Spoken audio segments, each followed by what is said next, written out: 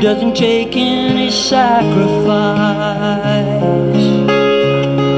Father, mother, sister and brother, if it feels nice, don't think twice. Just shower the people you love with love and show them the way you feel. Things are gonna work out fine if you only will. Shower the people you love with love, show them the way you feel. Things are gonna be much better if you only will.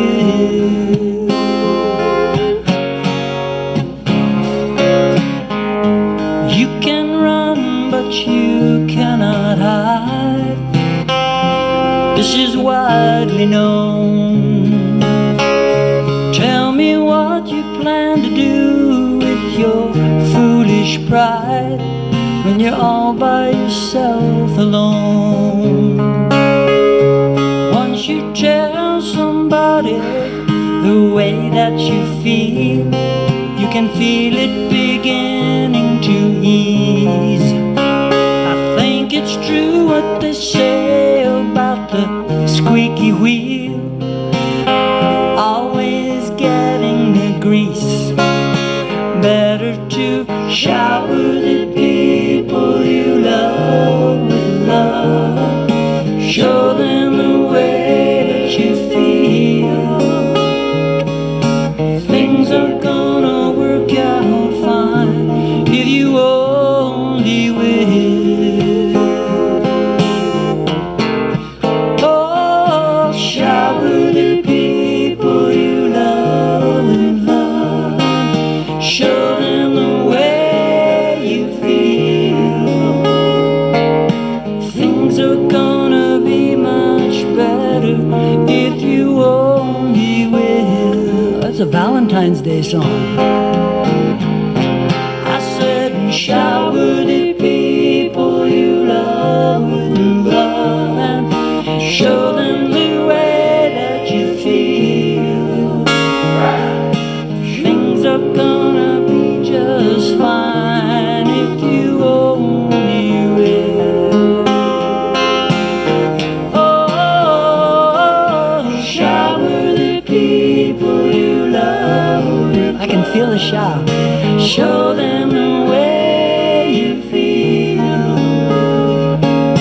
Things are gonna be much better if you only will.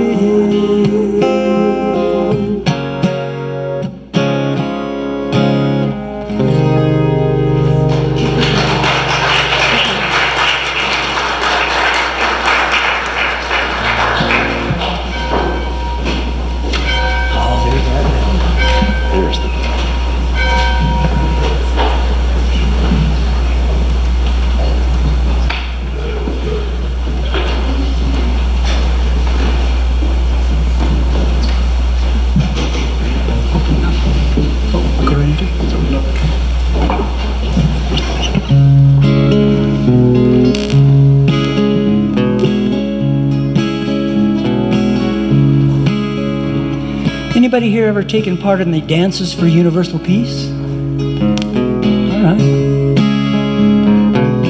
Well, this is one of those Dances for Universal Peace songs. This is a Sufi devotional song, and it's really easy. So repeat after me. I am opening up in sweet surrender. I am opening up in sweet surrender to the luminous love light of the One. To the luminous love light of the One. You now know the whole song.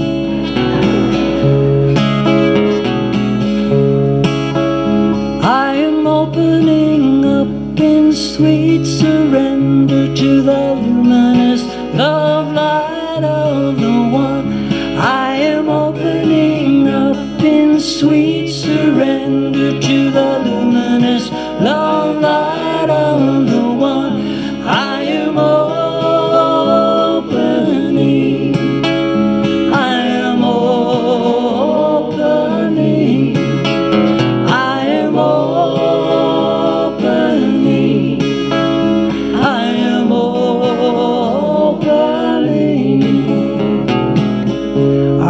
we know it. Sing it out. I am opening up in sweet surrender to the luminous love light of the one. I am opening up in sweet surrender to the luminous love light of the one. I am opening. I am opening. I am opening. I am opening.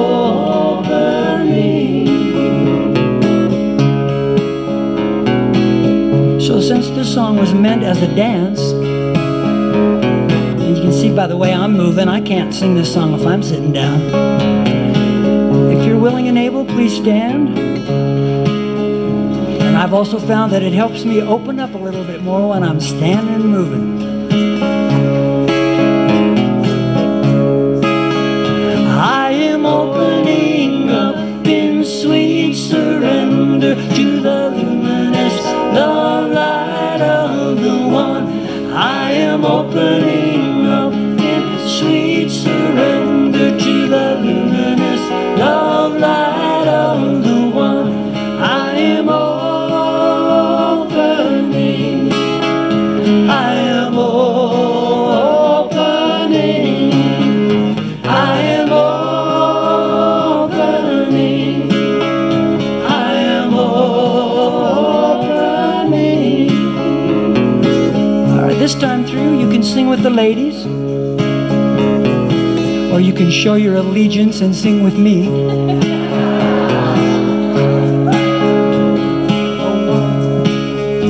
I am opening up in sweet surrender to the luminous love light of the one. I am opening up in sweet surrender to the luminous love light of the one. I am opening up in sweet surrender to the luminous love light of the one. I am opening surrender to the luminous love light of the one. I am opening in sweet surrender to the luminous love light of the one. I am opening up in sweet surrender to the luminous love light of the one. I am opening. I am opening. I am opening. I am opening. One more time, and let's actually, do what the song says. I know it's a song, and I know we're singing, but let's actually do what the song says. I am opening up in sweet surrender to the luminous love light of the one. I am opening up in sweet surrender to the luminous love light of the one.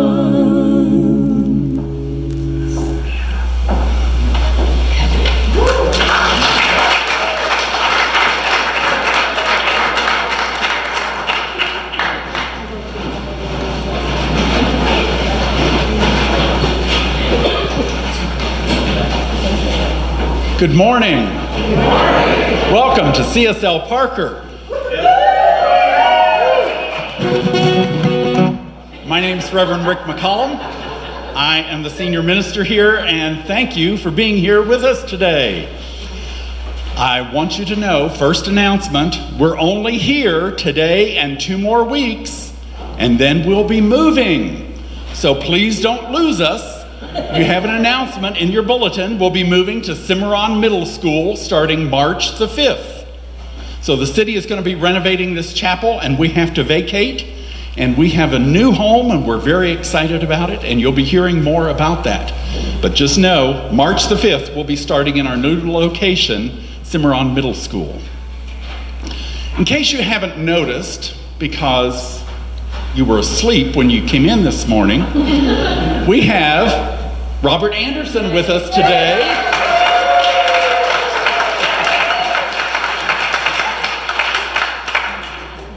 And we have our own Yes to Love. Thank you. We are so blessed with good music and the way Spirit manifests here. So we're grateful to all of you for being here today. Thank you. And after service, Robert will have CDs available over here at the table. He has wonderful CDs, and until just a few days ago, I didn't realize who he was. I have listened to his music for years. I have worn out one of his CDs, and then when I got his email and I saw his email address, it's like, devotion? Oh my gosh, I know who you are. It was really exciting for me. So he has wonderful music, and please take advantage of that so that you can take it home as well. We have several announcements in the back, little cards and brochures back there. There's several things that are going on as opportunities if you would like to take advantage of them. One is coming up a year from now, January, I think it's January 31st through the first part of February. Centers for Spiritual Living will be having a spiritual cruise. So they're leaving on a cruise ship out of Fort Lauderdale. They'll be gone for a week, and they're going to have a number of really good speakers there, lots of music. They'll be having services, so it'll be a great time to get energized spiritually. If you're interested in a vacation and a cruise and getting inspired all at once, what a wonderful time.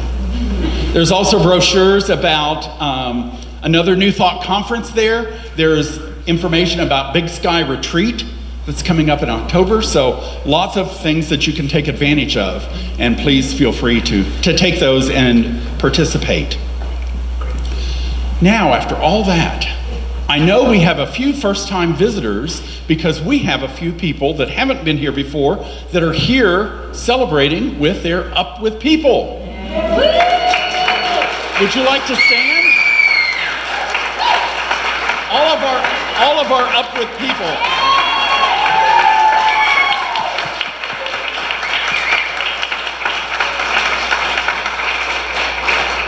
Thank you. You may be seated. We're so excited that we have host families here within our center that are participating and hosting these individuals that are giving so much out into the world, and they're hosting them for a whole month. So wow, how exciting for them that they get to be in one place for a month instead of changing beds every few nights. But also for our host families, we really appreciate everything that you're doing. And I know a number of you are hosting the kids, so thank you so much for that. Do we have other visitors that are here for the first time? Would you raise your hand?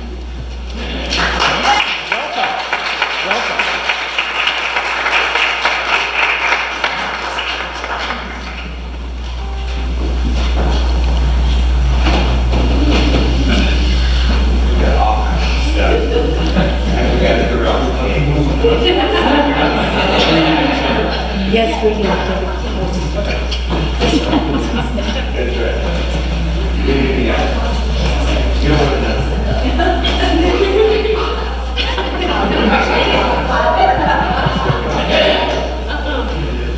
Do we have any other announcements that I have missed?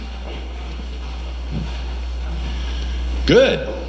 Then let's take a few moments to greet one another, to share your love with each other. You just call out my name, and you know wherever I am, I'll come running. Oh yes, I will to see you again. Winter, spring, summer, or fall, all you have to do is call, and I'll be there. Yes, I will. You got a friend. You got a friend. You got a friend. Ain't it good to know you got a friend? you got a friend.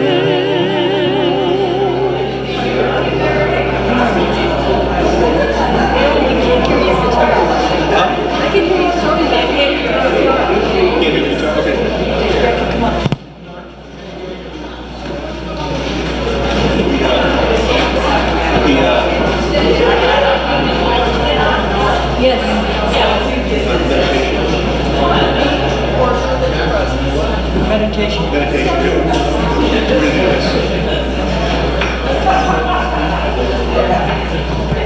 And now let's get ready for our time of meditation.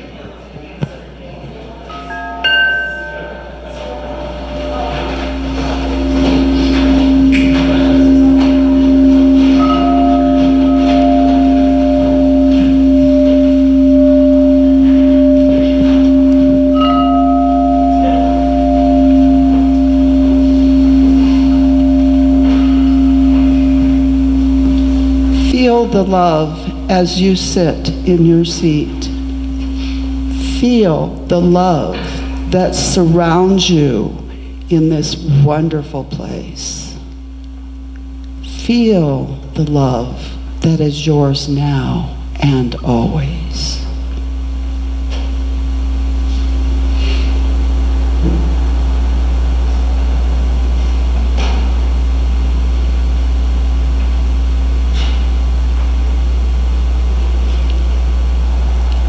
And as you feel that love and are surrounded in the womb of a loving God, know that no matter how things appear, have faith that they always work out for you.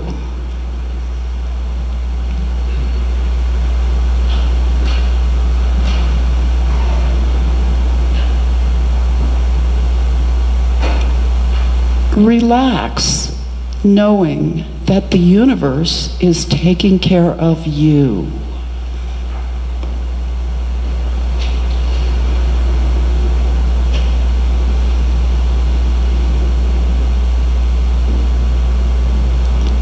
Your faith is a solution that allows your vibration to rise.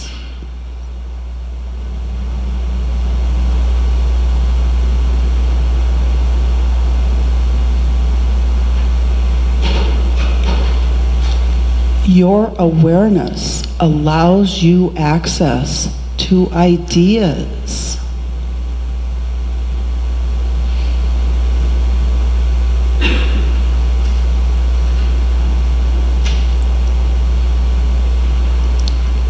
You always have access to help.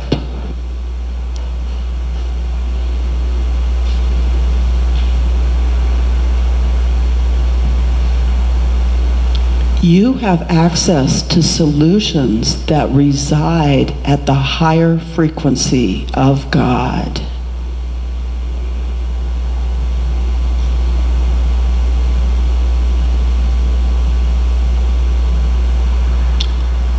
Know this and know that you vibrate at the higher frequency of God.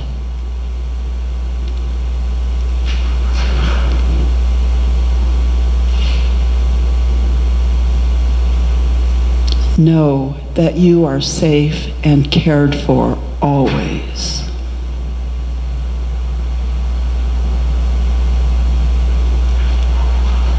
And please join me in saying, and so it is.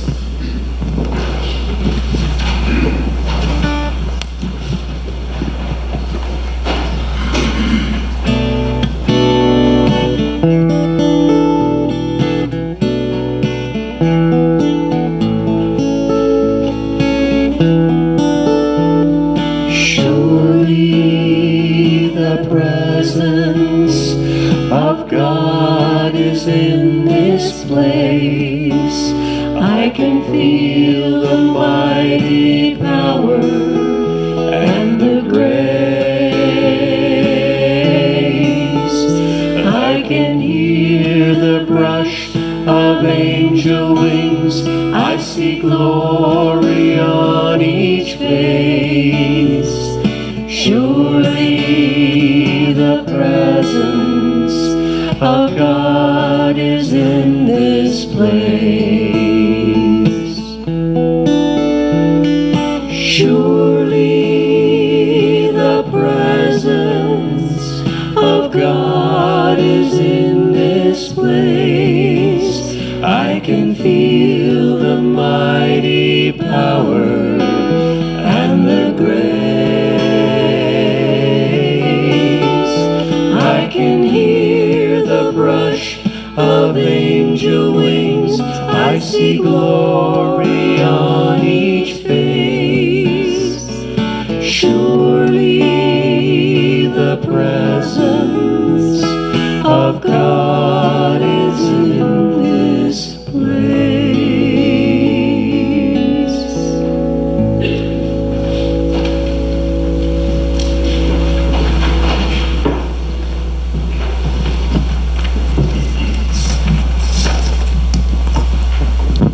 Today's reading comes from the book Spirituality of Imperfection, written by Ernest Kuntz and Catherine Ketchum.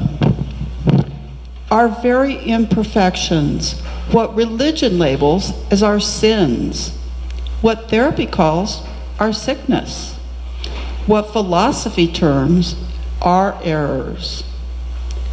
These are precisely what bring us closer to the reality that no matter how hard we try to deny it, we are not the ones in control here. And this realization inevitably and joyously brings us closer to God. We are not everything, but neither are we nothing. Spirituality is discovered in that space between paradoxes' extremes. For there we confront our helplessness and powerlessness, our woundedness. In seeking to understand our limitations, we seek not only an easing of our pain, but an understanding of what it means to hurt and what it means to be healed. Spirituality begins with the acceptance that our fractured being, our imperfection, simply is. There's no one to blame for our errors, neither ourselves, nor anyone, nor anything else. Spirituality helps us first to see, and then to understand, and eventually to accept the imperfection that lies at the very core of our human beingness.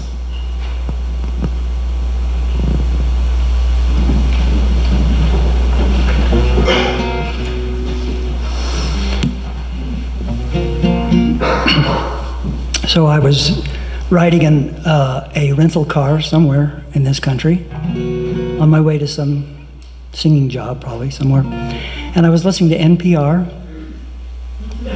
and I heard this. They ran this story about a little South African boy named Nkosi Johnson, who was born with HIV/AIDS, and this amazing story. When he was 8 years old, he decided to take his woundedness and turn it into something positive. He'd already had a lot of experience at 8 years old. And so he started going out into the townships and villages and telling his story and telling people not to be afraid and telling how they could get help. And this amazing story soon caught on. There was an ABC correspondent there that covered the story and actually wrote a book about it. And so this little boy got invited to sing at a huge AIDS conference in Johannesburg. Now he's about 10 or 11, so, and with his suit on, and he's talking. And then he went to Europe and spoke there, and Oprah heard about him. And you know what happens when Oprah hears about you. Your story gets much bigger. So I'm sitting there listening to this radio program. I'm really moved, and then all of a sudden they played a tape of little Nkosi and his little 11-year-old voice, and he said the most amazing thing. He said, "Do all you can with what you have, in the time you have, in the place you are. I thought, as I'm tearing up, this would make a great song. So here's Nikosi's song. And we all get to sing.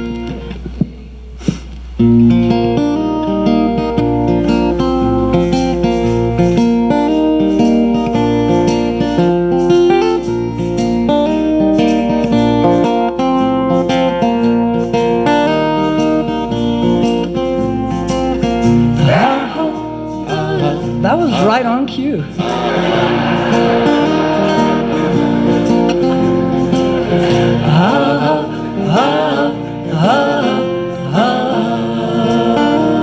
That's your part.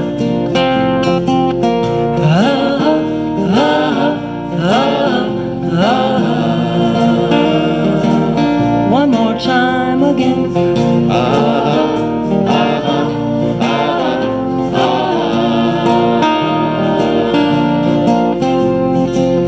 One little boy in Africa, he put a face on AIDS, told his story to the world till he died, and these are the words he said. He said, do all you can with what you have, in the time you have, in the place you are, do all you can. Do all you can with what you have, in the time you have, in the place you are, do all you can. Do all you can. Here's your part again.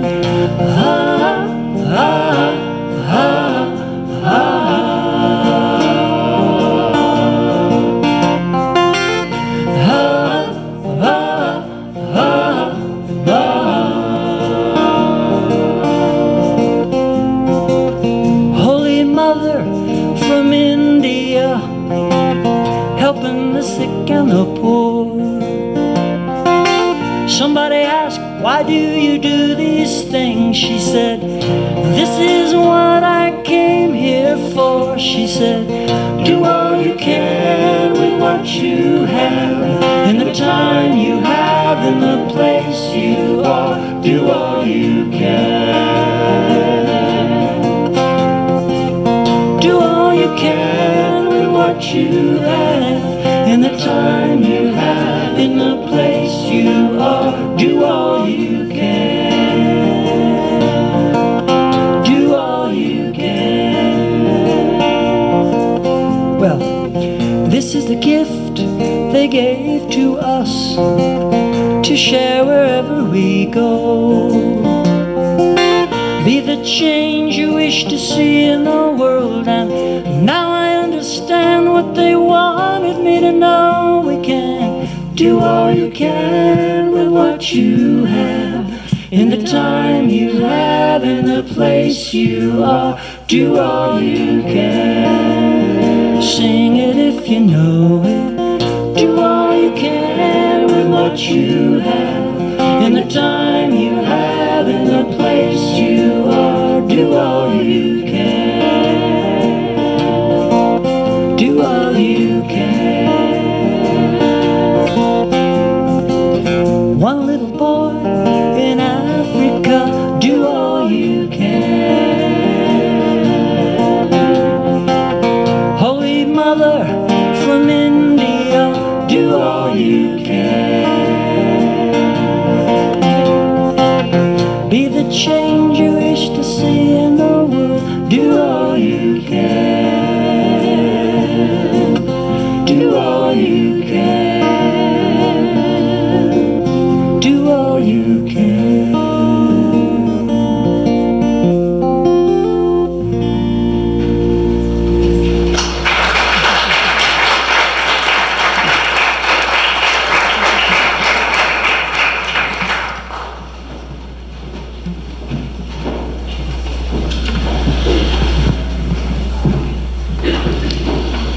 What a powerful message. Thank you, Robert. Thank you, Yes to Love. So, Are you doing all you can in the time you have, in the place you are?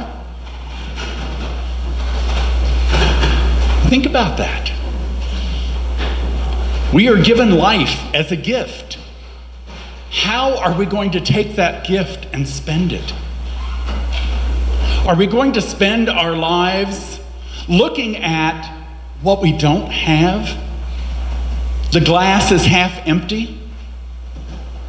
Or are we going to spend our lives looking at the glass is half full? Oh, I'm so excited I can do this. Look what I've got to give. Look what I get to do.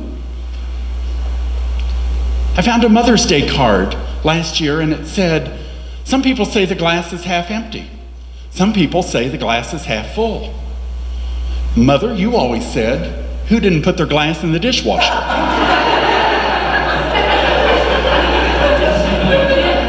I sent it to my mother anyway because I liked it, but we didn't even have a dishwasher when I was growing up. So what are we going to do with the life that we're given? With all the gifts and talents that we have? Will we use those for the positive good of ourselves and the world? Or will we focus on what we don't have? If only. Have you heard that before? Have you ever said that to yourself? If only I was 10 pounds thinner. I was 5 years younger. 20 years older. Whatever. If only I was in the right relationship. You know, we have all these things that we put up for ourselves, don't we? This is our woundedness, and all of us are wounded in some way. We all have things that trip us up from really stepping into the God that we are, the divine expression of the one that we can be. And so we can step into that power and greatness, or we can shy away from it. We're always at choice. What kind of choice are we going to make for our lives? Last week, I talked about that paradox, the paradox that we are human and divine. And when we go within, we tap into that divinity, that nature that we have, being made in the likeness and image of God. Our nature is to be creative, to be loving, to be healing. And that's for ourselves and everybody around us. Or we can focus on our human flaws. And so it's our choice.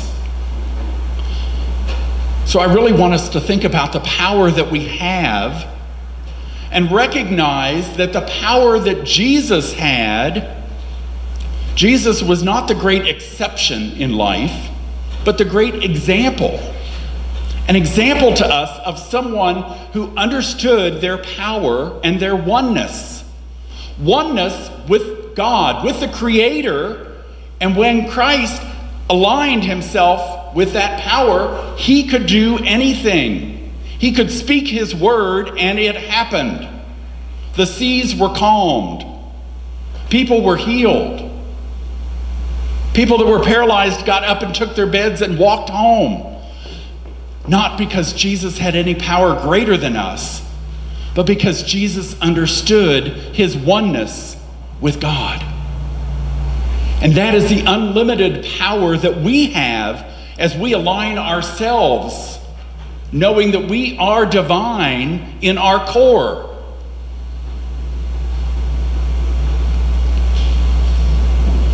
Ernest Holmes, our founder, said, "We are bound by nothing except belief." And that is our belief about ourselves. Do we believe that we are really made in the likeness and image of God? That we are creative, spiritual beings? That we are unlimited in everything we can do? Or do we listen to that little voice that sits on our shoulder and says, "Who do you think you are? Well, you can't do that. Whoever told you you could do that?" Maybe I'm the only one that hears that voice. It worries me sometimes. Have you ever had a great plan for your life? knew this is exactly what you were going to do, and you were going to be a success, and everything was wonderful. And then all of a sudden, you heard that voice. Really? Really? Who do you think you are? What do you mean you're going to travel around the world and talk to people and sing? Who thinks you're a dancer? Whoever told you that? We get those things, and it's like, oh my gosh. So we limit ourselves. We limit ourselves, and it's not fair to us, because God wants us to live a big life. As big as we can dream, we can have. It's up to us to do it. And we're the only ones that can do it. We can't live somebody else's life. Oscar Wilde said, "Be yourself. Everybody else is taken." It's true. So we all have those stories, those wounds within us, and we can align ourselves with the wound and stay small, or we can step into the truth that we are divine spiritual beings, and God wants us to be happy and empowered and loved and loving, and that's where we can live from. I've heard it said in Science of Mind that it's not what you pray for that you get, it's what you pray from. Now, what that means, what you pray from, is what do you really believe? Because you can pray for whatever you want. You can pray to win the lottery. Most of us probably have at some time. But when you pray to win the lottery, are you praying from the knowledge that you're going to win? Because, at least for me, if I'm praying to win the lottery, there's that voice that's saying, you know you're not going to win. What do you mean? And usually what I say is, Tom, did you buy a ticket? And then it comes back and it's, well, if you're going to win, you've got to buy a ticket. So how much do I believe in that dream? Those wounds that we have, those things that hold us back, that keep us from accepting our divinity, the greatness of our lives that we can have, we can call that wounds, brokenness. But let me remind you that in order for the soil to produce a crop, it has to be broken. We have to till up the ground. We dig in the dirt to plant the seeds. And in the brokenness of the soil, it brings forth the crop. In order for grain to be turned into bread, it has to be broken. And as the grain is crushed and broken, it becomes bread and nourishment for us. As we take bread and break it, we get our bodies nourished. So brokenness doesn't mean your life is over. The story is ended. It's a brand new beginning for you.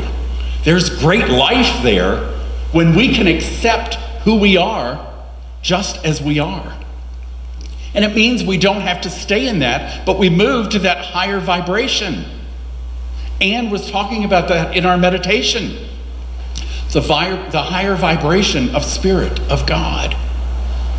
And in her reading about the woundedness and moving past that woundedness into the higher vibration. Ernest Holmes also said, we need to stare at something long enough until we see the face of God in it. We need to stare at things long enough until we see the face of God in it. We say here, God is all there is, right? There is not God and the devil. We know there's only one power, one presence throughout everything in the universe, and that's God. And so if we take those things that seem to be wounds, limitations, people that get under our skin, things that don't look like they're going right, the diagnosis, the disease, the loss of a job, the loss of a relationship, if we stare at that long enough until we see the face of God in it, what a blessing. What a blessing.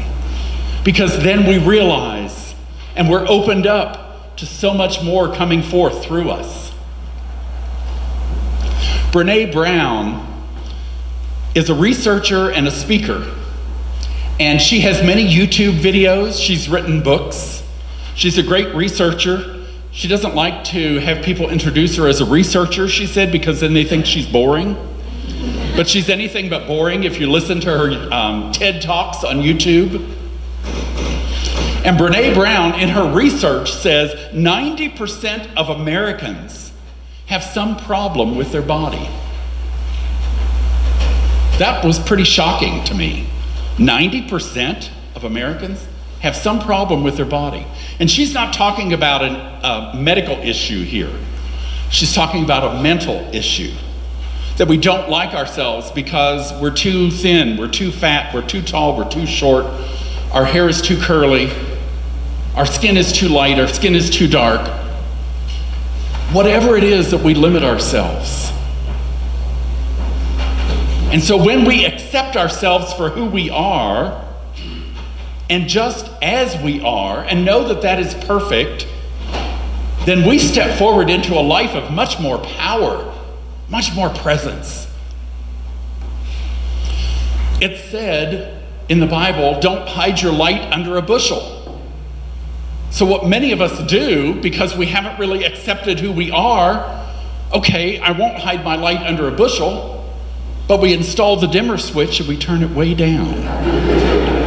So nobody really sees who we are. We try to skim under the radar, right? So don't call attention to yourself because somebody might realize that you're flawed. Oh my gosh. Then I'm just like everybody else, right?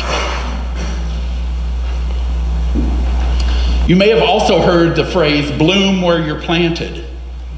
So be accepting of right where you are, who you are, and what you have. You know, your body is temporary. I used to have a t-shirt that said, life is temporary. Don't take it too serious. And it's true. Love your life for what you have. Accept just who you are, how you are, and then do the best you can with it. Because you're the only one that can live your life. And you are not a mistake. You're created exactly like you need to be. So quit trying to be something else. Accept yourself. Love yourself.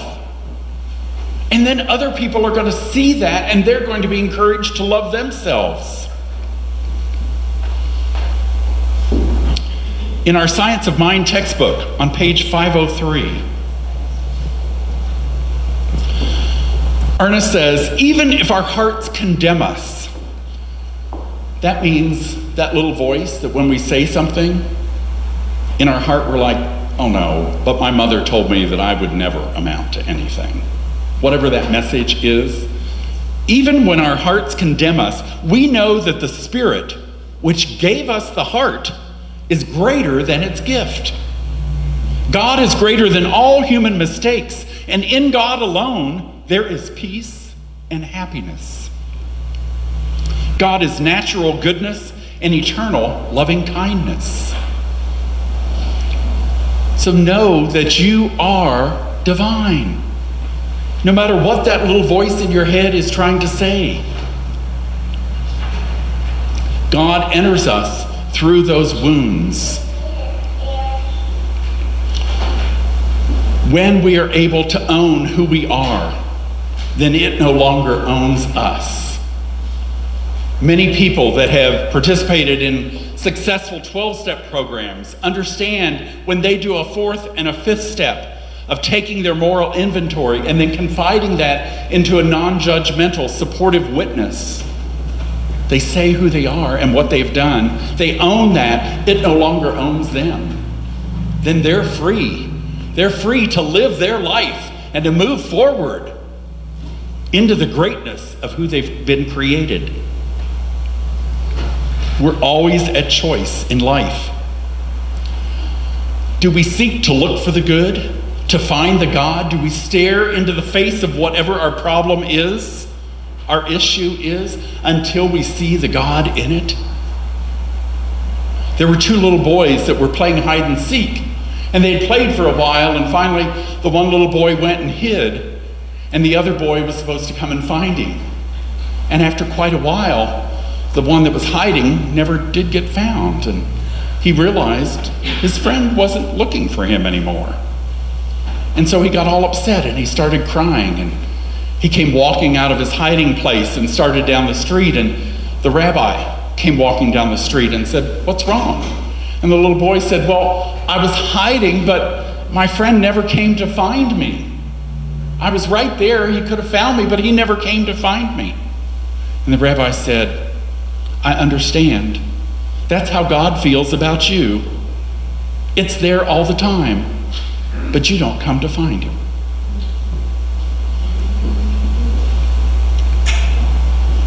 Do we look until we see the divine in whatever it is that we're doing? On page 434 in our textbook, it says, "An evolved soul," we all like to think of ourselves as evolved, don't we?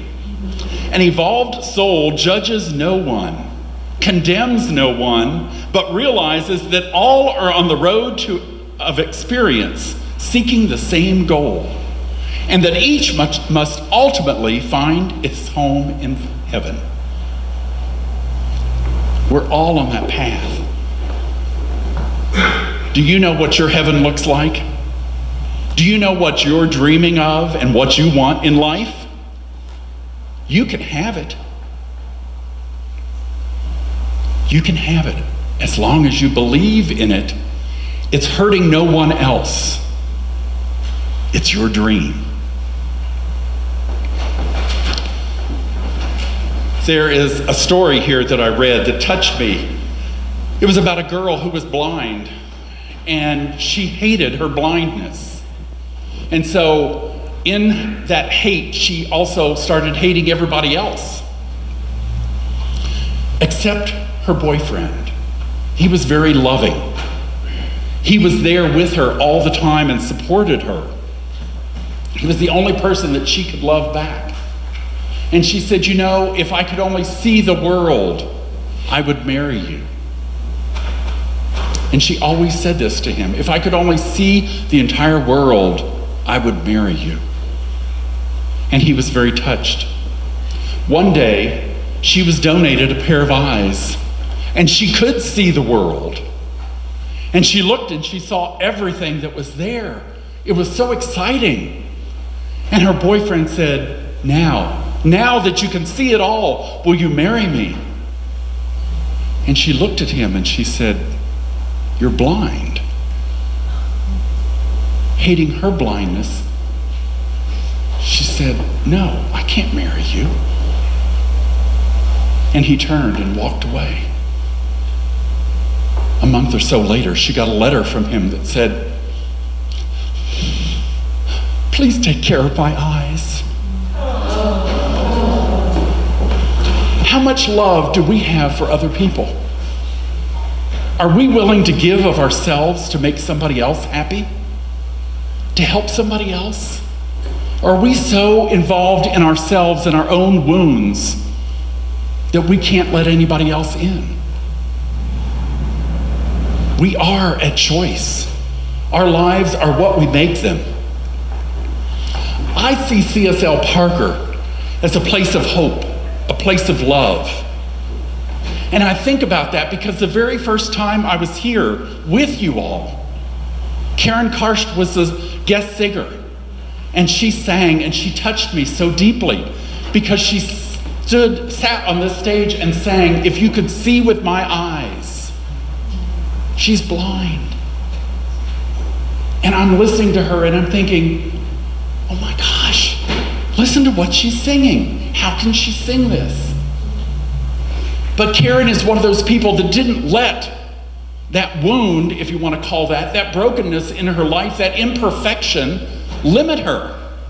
She has moved into a life that is so big, and she is an entertainer, and she works and sings and gives of herself so much to people. What an example. Now, I had an aunt that went blind from diabetes. And when she went blind, her life was over. She lived many years, but her husband had to take care of her. My brothers and sisters and I had to do for her and take care of her. She never got outside of herself. She used to play the piano. And I'm sitting here looking at Karen thinking, oh my God, what if Aunt Fritzie would have stepped into a bigger life and said, let me give what I can. Let me do what I can in the time I have, in the place I am. Let me take my woundedness and get past that. It's a message for me, and I hope it's a message for you. Look at your life. Look at what you can do, and don't focus on those things you can't. Focus on everything you can, and then do it. Do it to the best of your ability, because it'll get blessed, and you will be blessed, and everyone around you will be blessed. Welcome those things into your life. Enjoy everything that comes in. One final story I will read to you. Actually, it's a poem by Rumi. Rumi the poet. It's called The Guest House. This being human is a guest house. Every morning a new arrival, a joy, a depression, a meanness. Some momentary awareness comes as an unexpected visitor. Welcome and entertain them all, even if they're a crowd of sorrows, who violently sweep out your house and empty it of its furniture. Still treat each guest honorably. He may be cleaning you out for some new delight. The dark thought, the shame, the malice, meet them at the door laughing and invite them in. Be grateful for whatever comes, because each has been sent as a guide from beyond. Everything we feel, welcome it into your life. Look at it until you see the face of God in it. It's a gift for you. And as we accept that gift into our lives, we have such a big life to live. So much good we can do. And everything we want can come to us. Will you join me in prayer? Knowing that this life is so full, it is so free, we are so grateful for the knowledge and the truth that we are divine beings. We are made in the image and likeness of God, and everything that we can dream, we can have as we believe in ourselves and the unlimited power of Source, that infinite wisdom that is within us, coming forth to be all that we can be. And so we share our love, our peace with this world. We create our joy in this world, and others receive that and mirror that back to us. I know this is true for each one of us here, and I speak my word of blessing on us, that as we receive, we also give, and we continue to share the love and the peace and the joy of life. I release this word of truth into the universe, and together we say, and so it is.